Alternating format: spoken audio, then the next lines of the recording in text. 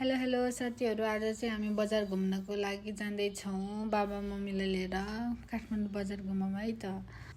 घुम्दै जाँदा बाबालाई चाहिँ एउटा ज्वारीको लिन मन लाग्यो अरे, अनि हेरिरहनु भएको थियो कि बाबाले मन पनि मैले नलिनु त कुरै भएन।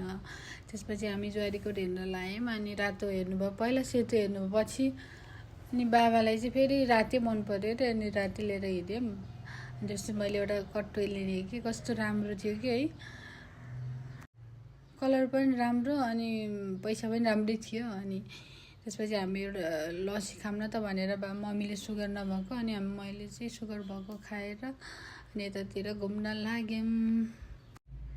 घुम्दा घुम्दा थकाइ लागेर हेर न, बाबाले नातिलाई कस्तो काँधमा लिएर घुमेर, अनि बाबा चाहिँ त्यसपछि कपाल र दाढी काट्न लास्टै भयो भनेर कपाल र दाढी काट्नतिर लाग्यौँ। हेर कस्तो चिटिक्क हुनुभयो यो काटेपछि त। सबै जुवा पनि काटिदिनु भयो क्या है, कस्तो दामी देख्नुभयो। ल बाबा तपाईँ ह्यान्डसम देख्नुभयो भनेको त मक्खै हुनुभयो बाबा।